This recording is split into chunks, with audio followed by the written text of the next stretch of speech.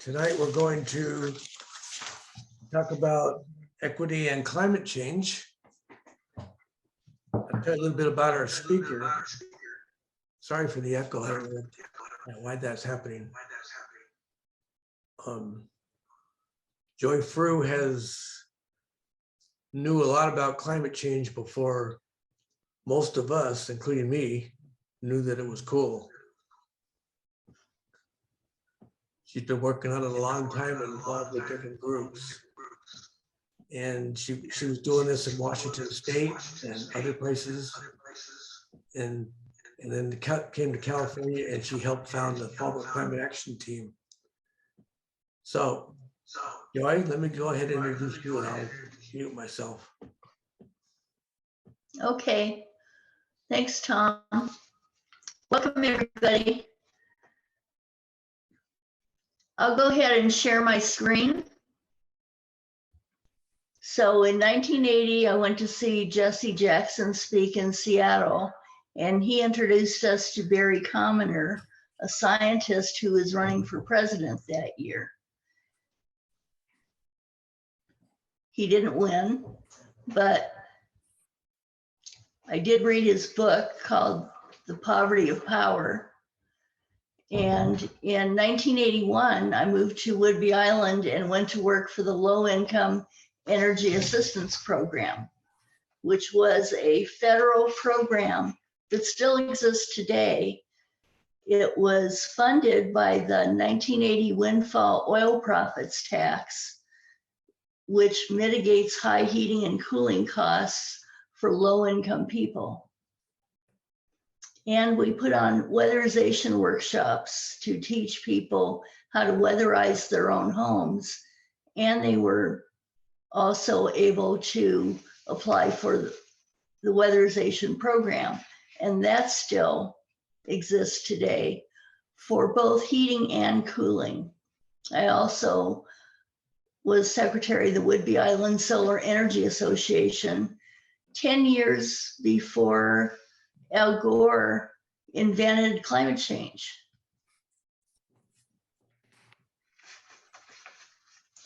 The climate has already changed dramatically and it will continue to do so. To minimize the damage these changes cause, we also need to invest in helping people adapt to a warmer climate, rising sea levels, and less predictable weather. That means investing in crop science so that farmers can plant seeds that are more tolerant of heat. It also means investing in desalination to guarantee that communities will have access to clean water, and upgrading port facilities around the world to make them resilient to floods and storms. The world must use the same strategies that have incentivized innovation in mitigation technologies to start getting serious about adaptation too. Can you see the new slide when I'm advancing the slides? Yes. Okay. In 2019, the Modern Family actress, remind me of what her name is. No idea. Okay. And her family Sofia left Vergara. her. What? Sofia Vergara. Oh, okay, thanks. And her family reportedly left her Caribbean vacation home in a private jet ahead of the anticipated arrival of Hurricane Dorian, according to People magazine. Damage in the Bahamas was catastrophic due to the prolonged and intense storm conditions, including heavy rainfall, high winds, and storm surge, with thousands of homes destroyed and at least 77 direct deaths recorded, 74 of which occurred in the Bahamas. The true death toll is unknown, with 245 people still missing as of April 2020. Dorian was the costliest disaster in Bahamian history estimated to have left behind $3.4 billion in damage. As many as 143 million people could be displaced in sub-Saharan Africa, Latin America, and South Asia by 2050 due to climate-related factors, according to World Bank estimates. In all three regions, people are confronting challenges such as decreased crop productivity, rising sea levels, and water shortages.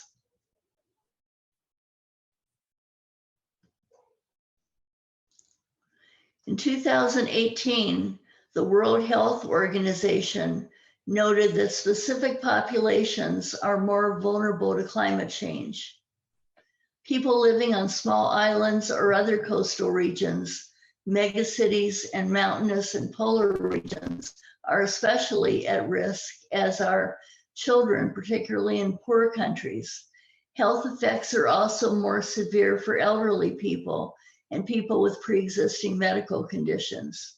For instance, an elderly couple who lived in Detroit had chronic health problems, including heart disease, and in the summertime heat, their health got worse. Because they were facing dementia and Alzheimer's disease, they did not recognize that their environment, the heat, no air conditioning, was putting them at risk. Often the same systems contributing to poor health also contribute to climate change. Poverty keeps people from accessing health care, meaning they do not get the preventive care that might protect them from health issues such as asthma until they are already sick. Poverty also keeps people from accessing homeowners or renters insurance, which means they may not be able to make home improvements to protect their health, such as mold remediation. They also may not have the means to move somewhere with fewer health risks from climate change, such as a home with air conditioning or further from polluting industry. And when disaster strikes and displaces them, people in poverty do not have the resources to rebound. What are frontline communities? It's defined as a community or population that has experienced systemic socioeconomic disparities or environmental injustice, including low-income communities, indigenous communities, communities of color, communities or populations most vulnerable that will be the most adversely impacted by environmental and climate injustice and inequitable climate actions, including the ones just described. Also a deindustrialized community, a depopulated rural community, a vulnerable elderly population, an unhoused population, individuals with disabilities, and a community that is economically dependent on fossil fuel industries. Climate change is creating new challenges for health equity.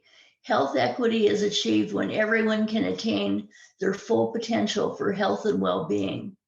Climate change has the worst effects on people who have low health equity, those who do not have adequate opportunities to be healthier.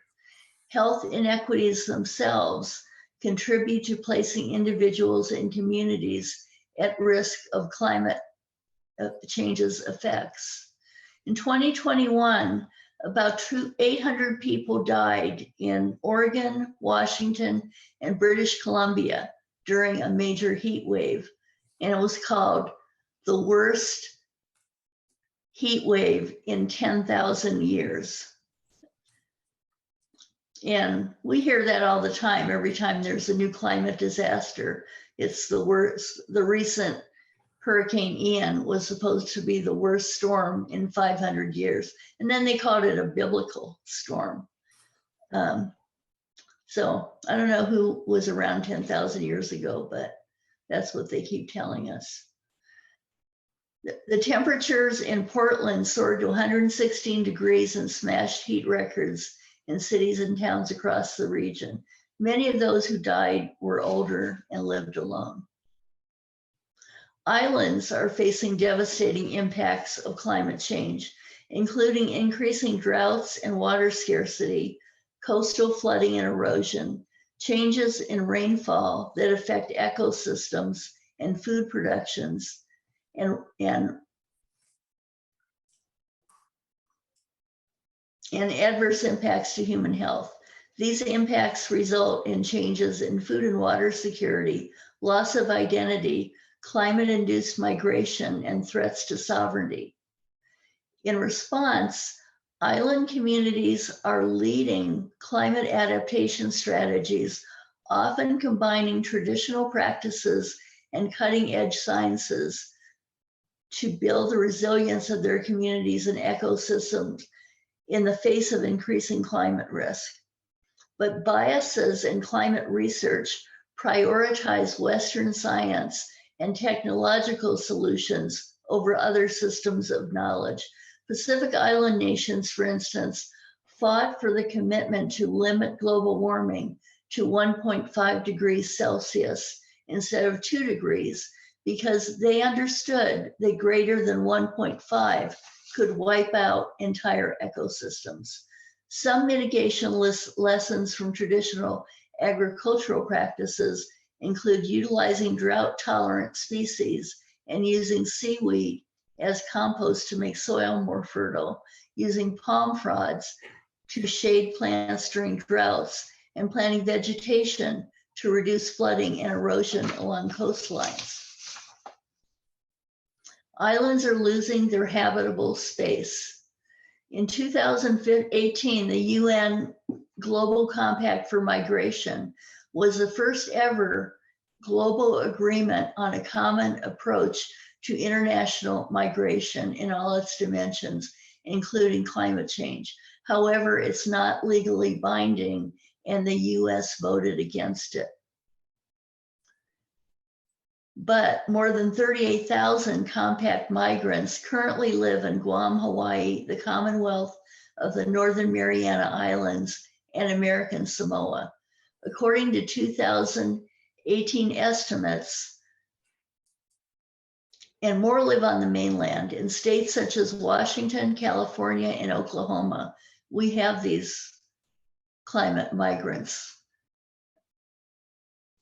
The 2010 census estimated that more than 15,000 people across various mainland states identified themselves as Marshallese. In 2011, the GAO produced a report on the growing migration from compact nations and improvements needed in assessing and addressing that migration. Refugees are people who have been forced to leave their country and cannot return home safely. They are escaping war, persecution, or conflict. People fleeing for any other reason, even dire poverty, are defined as migrants. Refugees are protected by international laws. These laws prevent them from being returned to danger and give them access to fair asylum procedures. People fleeing because of climate change don't have the same protections. Climate refugees are forced to leave their homes because of environmental changes which risk their lives or livelihoods. Such changes might include extreme weather, drought, or rising sea levels.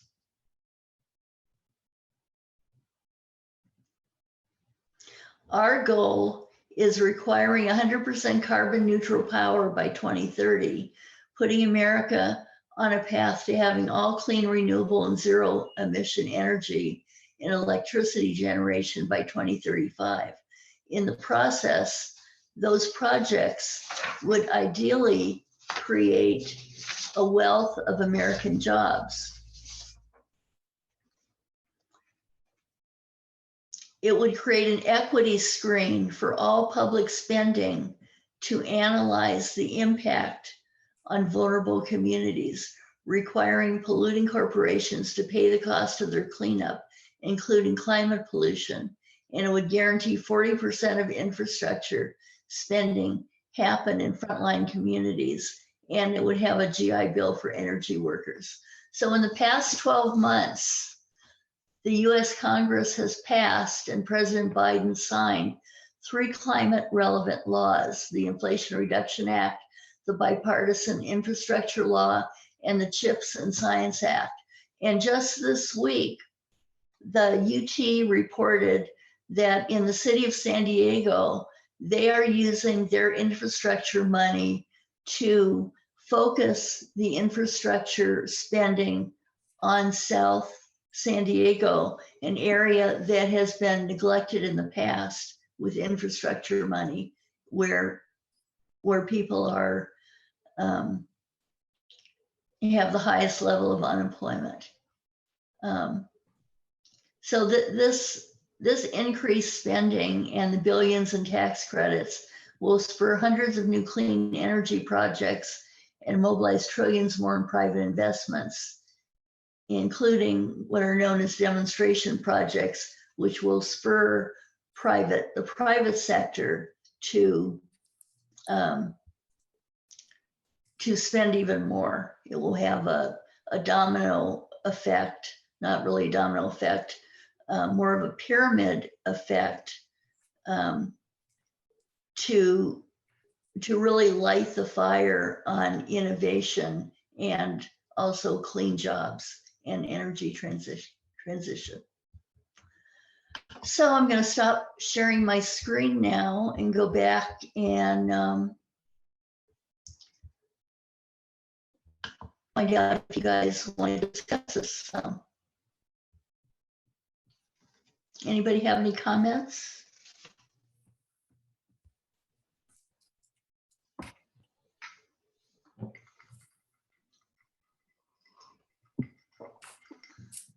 Sadly, I'm afraid Fallbrook actually counts as a frontline community because we have such a high population of farm workers and people who are very high income. Lots of apartment buildings, and lots of people who don't have good access to healthcare. Yes. And one of the things that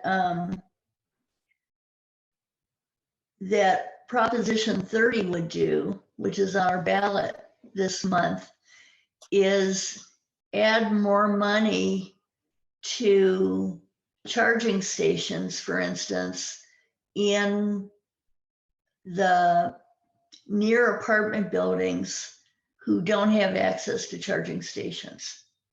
So the people who can least afford to pay the gas are the ones that are really don't have any choice, because they don't have a charging station.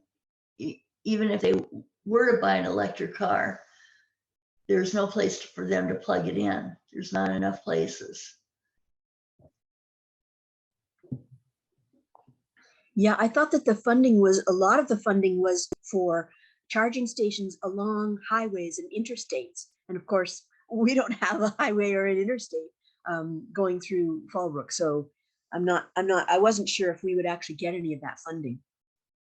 Well, for the IRA, the Inflation Reduction Act, the first phase of that program is for highway charging stations.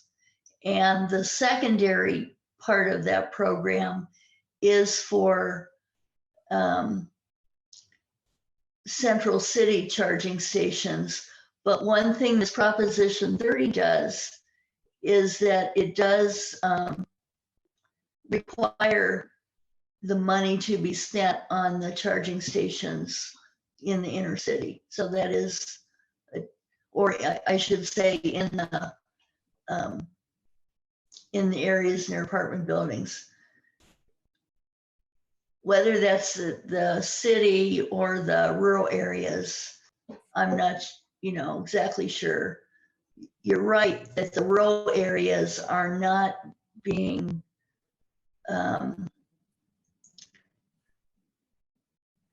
it's not being pushed first. Although there is a bill that we are wanting to sign on to that is in the state assembly that would require new construction for apartment buildings to have charging stations.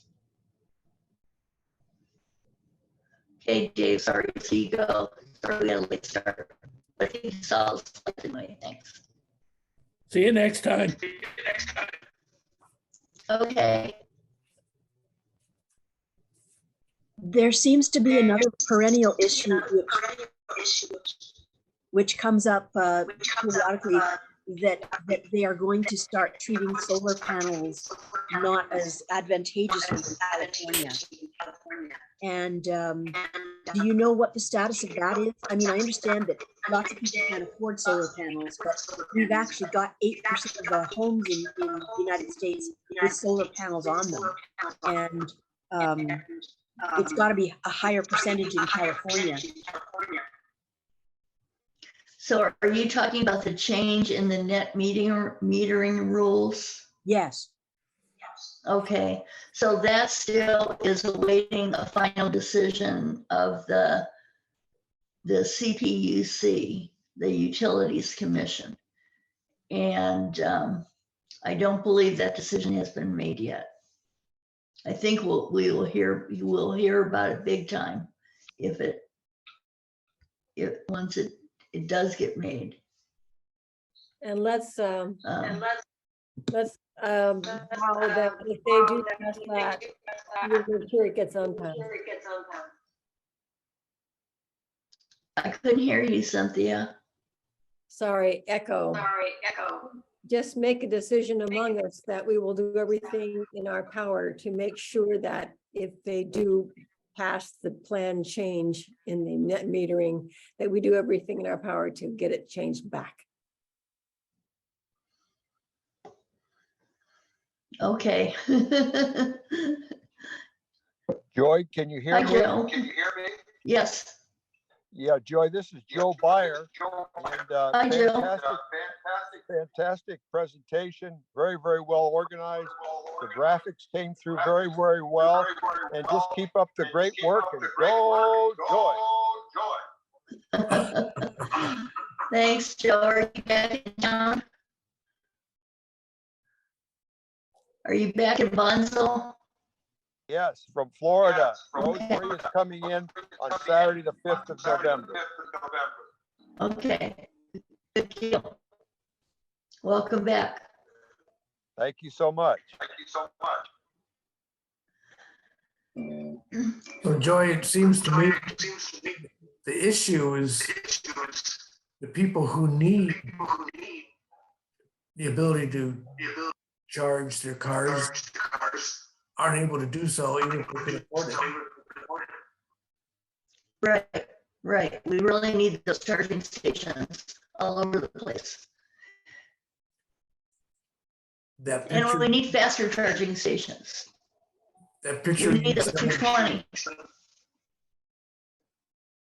that picture you showed with the parking lot where they had charging stations and solar panels on top of them doesn't really exist. So that's for rich people.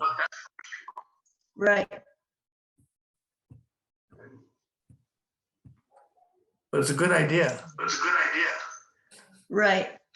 And all we can do, I guess, is just keep trying to educate people on what the needs are. I mean, I talked to a young woman who's a friend of mine, and she complains about the price of gas, and I told her how much we pay for gas and how often we get gas because we have a hybrid electric car. And she really wants that. She wants to get that. And I told her, if you go to greencars.com, they have comparison of every electric car that's out there. And there's pages and pages of them. There's so many of them out there now. And they compare the prices, they compare the features, they compare the range.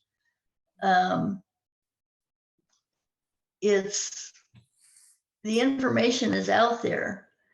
We just have to help people find it, I think, and make it easier for people to get to. And we need federal subsidies much bigger for the purchase of these things. Right, I mean, 30% is pretty good. And starting next year, because of the Inflation Reduction Act, is going to become permanent, the 30% for electric vehicles and for solar panels, and plus for so much more electrifying your house. But, you know, the problem is there's a lot more to it. I was reading a blog by Bill Gates, his annual report on climate. It's a very good report. In fact, I stole some of it for my presentation today. That one paragraph I stole from him. In reality, 30% of greenhouse emissions worldwide comes from manufacturing. Steel plants, concrete plants, everything that's manufactured. And in fact, for steel, there's not a single net zero steel plant in the world, not one. And coal plants, they keep making more of them. So the problem is that in the developing countries, we're asking them to stop in their tracks and stop developing. But of course, they don't want to do that. They want to increase their standard of living too. And they should be able to. Their people want better standards of living. So we can't, so they need to leapfrog. So we need to help them leapfrog and not have to go down the same rabbit hole of fossil fuel use that we did. I was in Ace Hardware today, and they're putting up their Christmas stuff. Yeah. So there are a wall full of plastic junk, Yeah. lights and decorations. And stuff. Right. Yeah. And what good does that do anybody, you know?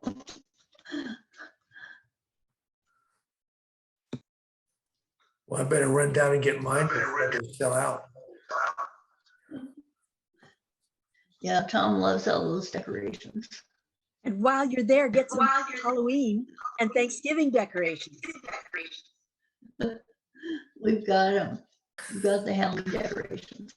And so one interesting thing that I was reading in Bill Gates' report, you know, we worry about getting our green cars, but actually cars are not the biggest emitters in transportation. Cars are like 20% of the total, not cars, but transportation is 20% of the total emissions in the world, all transportation. But cars are actually less than half of that. Most of it are airplanes, diesel trucks. Wow. Yeah. I take exception to that because worldwide, talking about countries where they don't have automobiles. Right. So that's, but here, it's automobiles. Yeah. It's automobiles. In San Diego County, yeah, it's automobiles. Yeah, so, you know, in a way it's discouraging, but what I found interesting in looking into this stuff is, you know, we have this blue state, red state pitted against each other right now, but we're considering frontline communities to be the deindustrialized parts of the country and also former fossil fuel workers. So coal miners, nuclear power workers, to me, that's fossil fuel. All those people are part of this Bill of Rights, similar to the GI Bill for energy workers, that we want to put money into getting retrained. You know, and send for re-education camps, but just kidding. you know, so they're, at least their kids can learn healthier skills, you know, working on windmills, becoming electricians to install solar panels.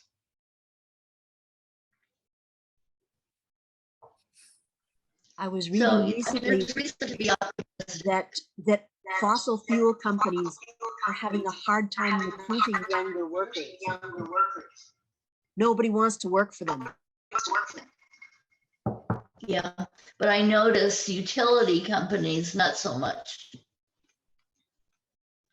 I see a lot of people going to work for utility companies. Mhm. And pretty soon, we're going to have our own community utility company that we're going to be part owners in as citizens of San Diego County when San Diego Community Power becomes our default power company here next year in Fallbrook in the unincorporated county. You all know about that? What's it called? San Diego Community Power.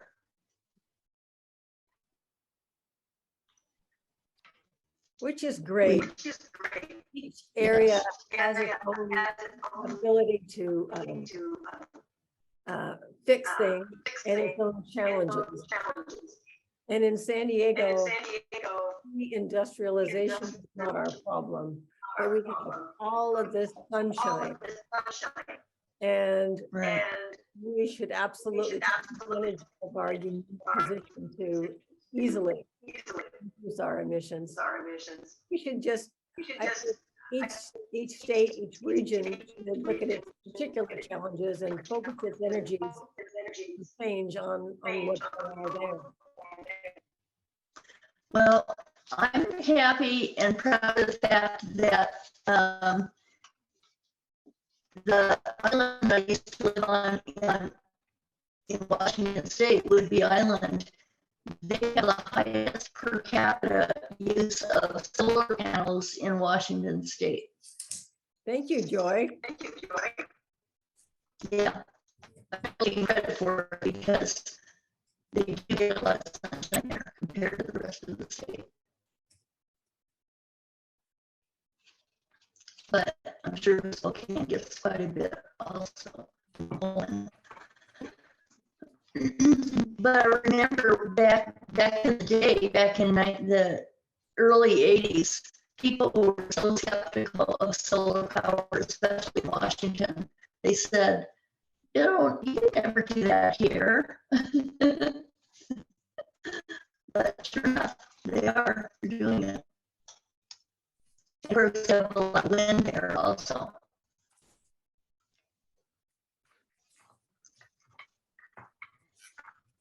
Has anybody been to Palm Springs lately? What's happening in Palm Springs? Well, you know, when we went there, it's all powered by wind energy. All of their power is supplied by wind energy.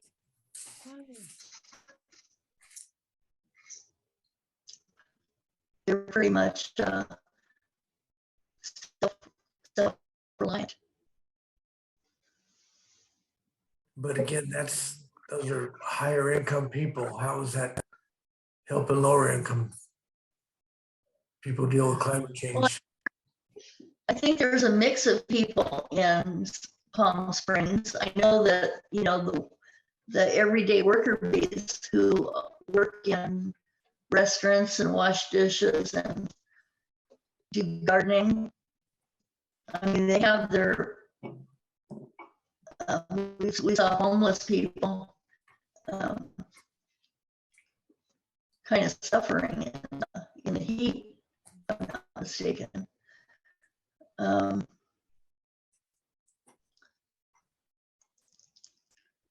So I don't know if they have community power Palm Springs or not. I don't really know. But we should be able to use our community power agency to support some of the needs for lower income people. That should be something that we should push for within our agency.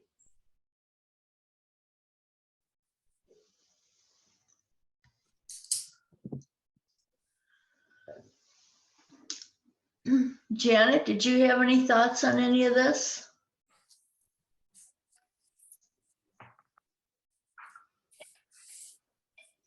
Oh, that's a great presentation. Thank you very much for everything that you have been talking about.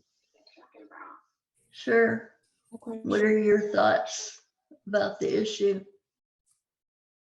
I think it's something that we need to tackle and to educate the community about, because I still feel that the community is unaware of a lot of these things and offer programs for the lower income so that they have access to these things. So I think it's good to get it out there.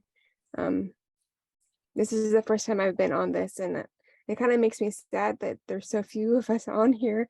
I wish there were more people to reach out to. And I'm willing to help with that. Oh, that's great. So maybe we'll get a hold of you, because usually we try to call people about our programs. Yeah, you can. And yeah, that'd be great.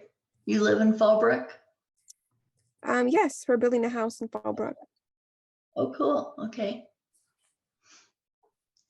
Deanna, how about you? Do you have some thoughts on any of this?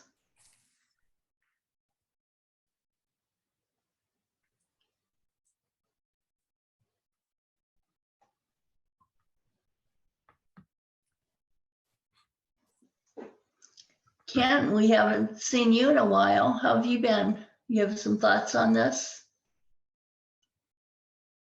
No thoughts at the moment. Okay. Well, one thing that I wanted to mention, you live in the same part of town that Cynthia lives in, over around Dougherty, I believe.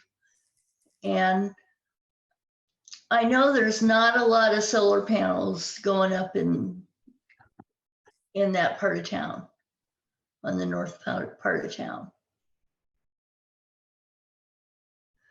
Now, Cynthia, I think you just got solar panels, didn't you? Yeah, and one of the reasons I did is I looked around and everybody has them around here. And it doesn't. Oh, they do Yeah. near you now? Oh, great. And in fact, some of the more modest homes. Mm-hmm. Well, I know we know some people that are not able to make a big investment in solar panels, but they contract with a solar supplier or electricians who do the leasing program with them. They contract with the leasing program, and it works for a lot of people. So they don't have to pay for the installation, and they just pay the monthly fee that they would, but not as much, less than what their cooling bill would be to the company. I think we have a lot of least panels around here. And I think probably people are getting money. Right. And I think there's also some zero interest loans people can get from San Diego Credit Union for solar installation. Nice ringtone. Okay. Roy, could I add something in, Joe Byer? Yes, Yeah. yes, Joe, go ahead. Yes, Joy, I'm just glad to see that you're worried about the folks that don't have a lot of money and the other. In other words, what you're doing is you're maintaining a very, very good balance. You're not forgetting about those that don't have a lot of money, and that's coming through very loud and clear to be inclusive as much as possible to everybody. So keep that up. Don't lose that focus. Very, very strong in that. Very, very good. Thanks, Joe. Yeah, I think we need to just, keep communicating with people and finding out what people's issues are.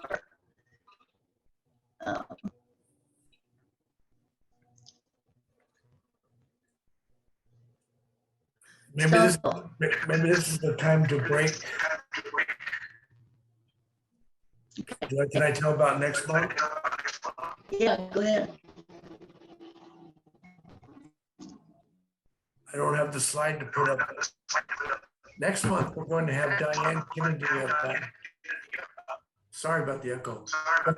Frolic Finished Garden. And we'll be sending out an email about that to let everybody know.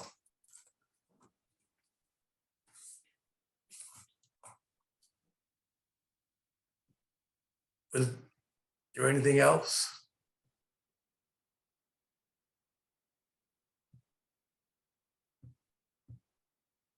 Thanks, Teresa. Roger has something. Unmute yourself, Roger. Thanks, Harriet. Roger, could you unmute yourself? We can't hear you.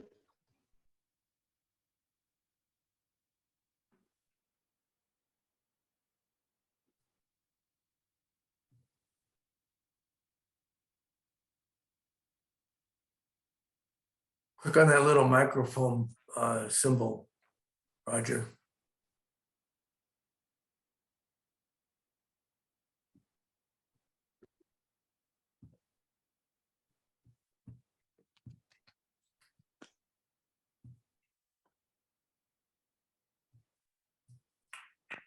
Okay, well, maybe I'll get to talk to you again. Okay, bingo. I got it now? Yeah, gotcha. Okay. Couple of things. One, our coastal bluffs. I saw on the news earlier today that our transportation secretary, Pete Buttigieg, took the train along the coast and saw the erosion that was occurring. And I just kept thinking to myself, well, why in the world did you build the track so close to the bluffs in the first place?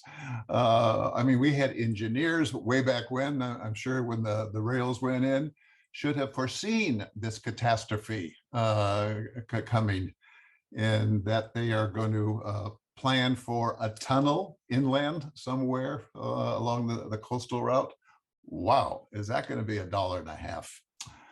And then also I saw on the tube, Las Vegas is banning any type of plantings on their freeways and the roadway system because of the lack of water. And metal sculptures, which is kind of a good thing, is going up in lieu of plant material to help mitigate the pollution along the roads. And back in the year 2000, I started a program called 2000 Trees for the year 2000. And we grew 2,000 oak trees, native oak trees, indigenous to the area. And we planted them along the exit on Mission Road along I-15, which was a great thing. And it lasted for a couple of years until the, and we had an irrigation system to get these plants established and weaned off afterwards. But then the water district says, no, we can't afford that anymore. So, you know, you come up with some of these ideas and thoughts, and you hope it's for the best, but the powers that be were in for some real changing times water-wise. And I saw a clip on the Mississippi River, you know, one of the main water corridors, transportation up the river and down the river. And there's mud flats now being exposed from that particular river. So that's my 2 cents. Thank you, Roger.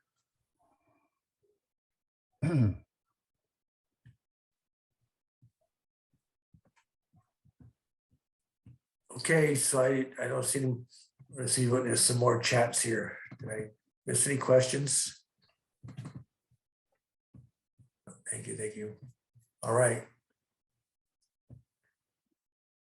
Thank you to everybody. And we'll do it again next Waiting, week. everybody. We'll try to have less technical problems. Great presentation, Joy. Thank you. Thanks, Cynthia. Night, everybody.